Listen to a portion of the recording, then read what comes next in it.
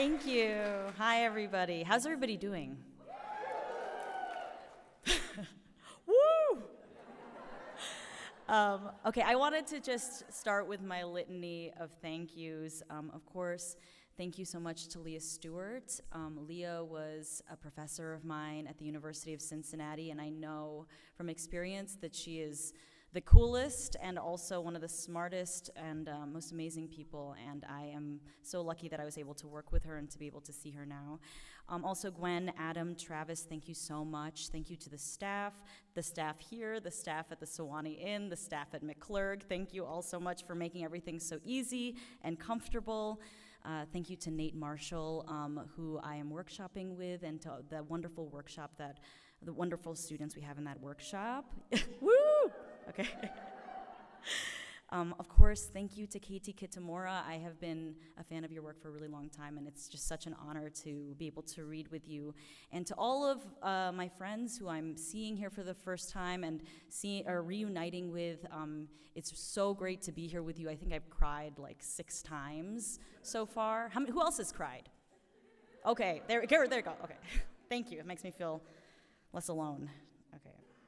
So I'm going to start with a new poem, and this poem is something I've been working on lately as a project, sort of thinking about receptive bilingualism. I grew up with a Filipino family, and a Filipino family, and my parents spoke Tagalog and Cebuano, and I grew up understanding it but not being able to speak it. And now I have a 2.5-year-old daughter, and I want to share the language with her, but it's proven to be very difficult because I can't speak it. And so I have to kind of accept the fact that her relationship with the language will be very different from mine. And so this is a poem that kind of grapples with that, and it's a little gruesome, so just a warning. Mother tongue. My daughter snips a piece of my tongue off with safety scissors. It bleeds in her hand like an overripe strawberry. This is my mother tongue, she says. I sign for her to add it to the papier-mâché art project she is making with pink and purple paper, but she ignores me, leaves it to bleed on the dining room table, and heads to the kitchen for a snack. Tongueless, I write a poem for her in syllables I don't understand. Sometimes I don't understand. I say, yes, I understand, but really I don't, not very well, not the words you say to me, not your soul. What is a soul? What do you see in your mind when you say the word soul? I see the balloon beneath all the papier-mâché, a thing full of air. My daughter, I call her anak, but it sounds unnatural with the piece of my tongue snipped off. It sounds like arc or ache. She returns to the kitchen with a basket full of overripe strawberries, little tongue tips. I ask her to stitch my tongue back, and she reaches for the fruit to place in my mouth. She uses Elmer's glue, sticks the strawberry to the nub of my tongue.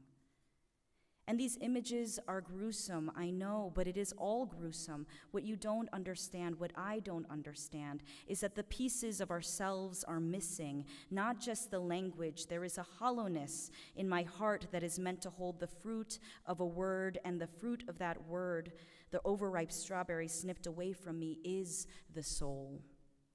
What is a soul? My daughter glues a strawberry to my tongue, and I can taste it, both the fruit and the white glue, and I can speak now in syllables I don't understand, but there, see, my aspirated sounds have returned. The T's and the D's are back. Speech is all aspiration. It is all a hankering, a hope, a wished-for thing. To aspire is to wish. To aspire is to draw a breath, to make a sound. The soul is sound, a thing of air. She hands me a balloon. I press its nipple to my lips and let go. Thank you. Is there an echo? Or I just hear it on my end? Okay, gotcha. But you can hear me okay? Okay, all right, great. Okay, so I'd love to read poems from my new book. This is Leaving Biddle City, which will be released in just a few days. Oh, yay! Thank you. Thank you. And I had seen a copy of the book. I hadn't seen a copy of book until I got here. I went to the bookstore and I found it, and now I'm holding it in my hands, which feels really strange and exciting. And I'm going to read a few poems from this collection. The book is about a mythicized version of my hometown, which is Lansing, Michigan, which I'm calling in this book, I'm calling it Biddle City. And it's a book about memory and growing up and about loneliness and alienation. And when I think about my hometown, I think about it as being very flat. How many of you are from Michigan? It's really flat, right? Flat Michigan landscape, flat, blocky buildings, So I thought that the prose poems would be really appropriate for this book. And so this book is made up of prose poems, and some of them are formal poems that have been flattened into prose. And so this first poem is a prose pantoum. And a pantoum is a poem that has a repetition pattern, and you'll hear it. Winter flowers in Biddle City. My brother in Biddle City was famous for making the winter flowers bloom. He was 14 years old, was famous for making a big fuss in town. He was 14 years old. Football players watched him, a big fuss in town. This round-headed boy, football players watched as the flowers rose from snow. This round-headed boy didn't know that he was strange as the flowers rose from snow. The crowds of people whispered, "I knew this family was strange. What's with this boy who loves flowers?" The crowds of people whispered. Football players tied him up. "What's with this boy who loves flowers?" My brother in Biddle City, football players tied him up as the winter flowers bloomed.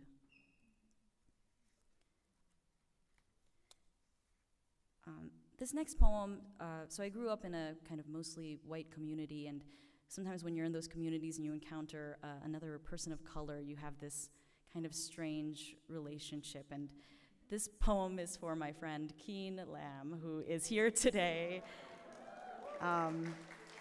It's called Love Song for Keen.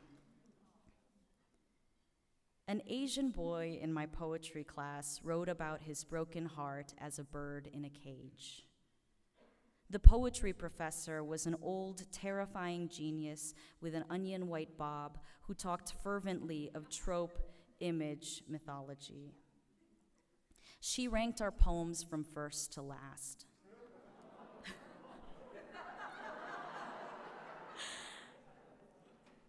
The Asian boy's poem about the bird in the cage was ranked near the bottom, for he had used a familiar... What was that groan? I'm so sorry. It was ranked near the bottom, for he had used a familiar image. We'd seen it all before, a broken heart clipped and desirous of freedom.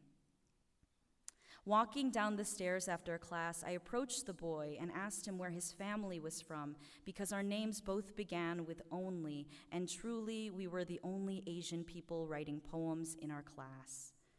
"I am Vietnamese and Chinese," he said.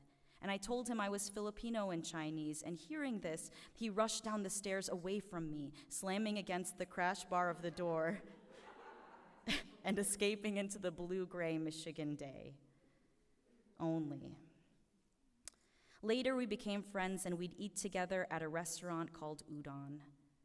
We slurped noodles and ranked everything on a scale from 1 to 20, including people, including Asians, the Filipinos and Vietnamese being at the bottom, because we were cruel and wanted to be punished, our hearts broken as wing-clipped birds, and our poems with familiar beginnings and endings.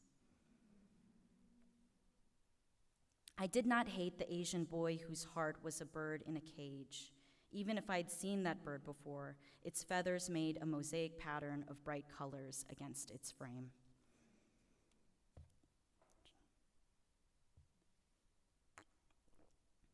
Oh, you could really hear that sip. Sorry, I should have moved away from the microphone. Okay. The Great Recession. And this is a poem about working at a Johnny Rockets in Lansing, Michigan. Johnny Rockets people over here? Okay. I had no recess during the recession in Biddle City. I worked and worked and worked. I waited tables at a mock 1950s diner in the mall. We served classic burgers and malted milkshakes and had jukeboxes at each table that took nickels. But it was 2008, a downturn, and we were supposed to depict an economic boom, abundance, unlimited freedom fries, perfectly crisp. All of us were poorly cast for this nostalgia. I was a Filipina American with side-swept bangs, big dangling earrings, and thick black eyeliner. My manager was a man named Heaven who sipped from an always topped-off glass of orange Fanta and who sold hydroponic weed out of the restaurant's white paper bags, delivering them to employees at J. Crew and Yankee Candle. I loved Heaven because he was always laughing and talking about the retail girls he wanted to sleep with. I too talked a lot about sex during that period. We all did. We were all receding in the recession. There was no abundance of personality or conversation, nothing much to say. We were gradually diminishing into nothing. Sometimes we'd break the restaurant glasses out of rage or boredom. Sometimes I made $0 at that job. Heaven had a salary, but I think he got fired or quit one day. I remember through the windows seeing the bright, abundant sun of Heaven's self-medicated smile bobbing toward his beat-up car, pulling away from us as he emerged on the highway. Okay, and I'm going to read, everybody doing okay? Okay, great. I'm going to read one more poem from this book and then one more from All Heathens. And this next poem is a little long. It has 9 parts. How many of you guys have bad memories? Few of you. Okay. I'm going to, this one is called Autobiography via Forgetting. 1. I once heard someone call themselves a string of memories. The opposite is true for me. I'm a cement block of forgetfulness. For every new memory, something else gets lost or disfigured. A recipe for lentils, dance moves, someone's birthday, names of directors, actors, I managed to get them all wrong. Some people claim that they've retained memories from past lives. I can't remember what happened in this one. 2. Most of my childhood is gone from my brain. I ask my brother questions and we sort out what we know. I say, but didn't we? And he says, I think that was someone else. The thing I remember most is the blue feeling in my chest as a child, that sudden gloom. My dad told me that he spoke to a colonel he worked for in the 90s. The colonel remembered me as the child who used to cry all the time.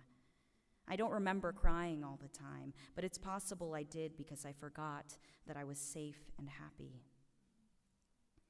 3.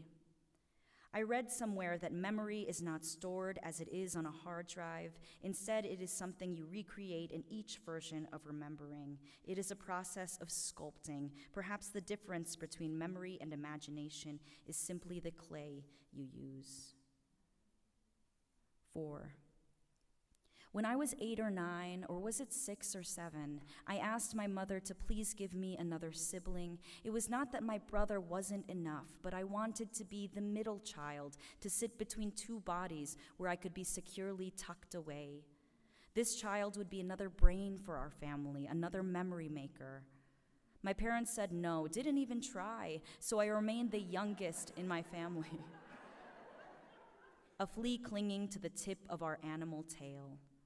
We don't know and will never know what the 3rd child could have remembered that we've all now forgotten. 5. In my early 20s, I had a boyfriend who asked me if I ever forgot I was a racial minority.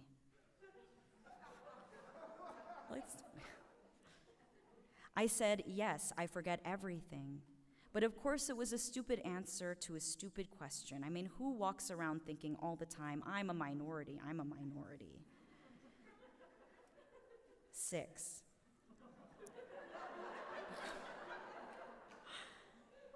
There are places in the US like Biddle City in Northern California where more than half the people are Asian, where cultures and languages from nations of origin are kept strong.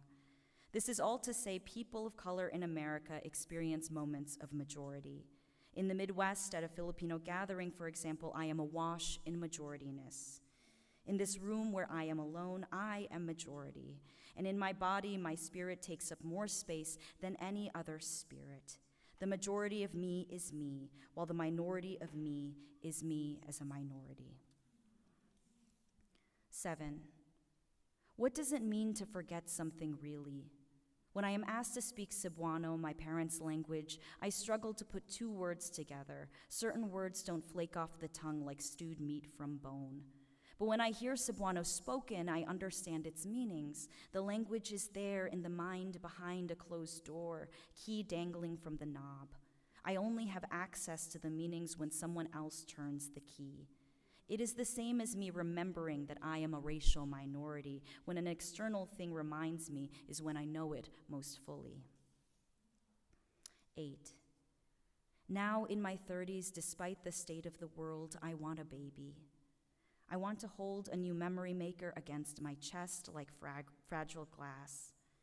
It amazes me how strong the desire is. S tells me to forget about it. Don't think, don't write, don't talk about it, she says.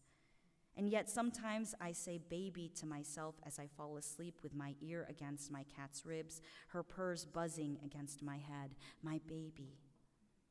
9, this is the last section. One cannot try to forget something without remembering it. Emily Dickinson writes, "Heart, we will forget him, you and I tonight." And yet he is in this poem, immortalized like the beloved in Shakespeare's Sonnet 18. And in this poem that I'm writing, my beloved is forgetfulness. Forgetting is remembered, immortalized so long as men can breathe or eyes can see. To get me to fall asleep, my father used to tell me to think of nothing. Tell someone not to think and the brain will run wild. The mind is fiddly that way. The mind is only manipulated by trickery, sheep counting, body scans, a catalog of the things you don't remember. Thanks.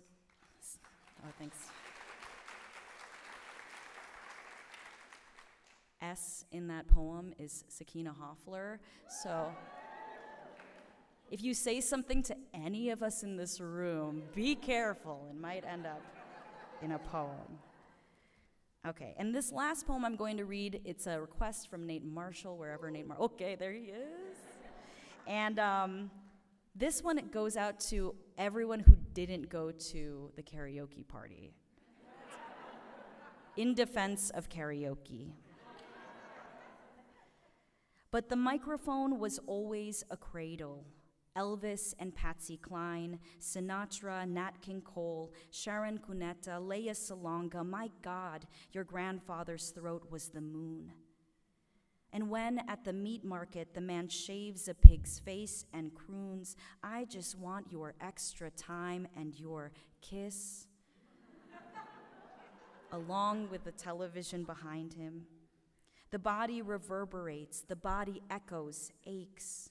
The lungs are your mother's kitchen where she sings Usahay, Osai. Lyrics unspool past your school, past the vast pool of motorbikes, jeepneys, past the oranges, past the barefootedness, into your husband, into your son, into America, atop Lake Michigan around which you drive in your car, and trees scroll past fast, akin to the lyrics of your song. Because you always sing, I'm so excited and I just can't hide it. Because you always are and you always can't. You always will yourself to life. When you have no choice or voice, Unravel into the microphone and listen to yourself double. Miss your mother, father, brother. Kiss their photographs. Kiss America. Learn to love it until you learn the lyrics by heart. Thank you.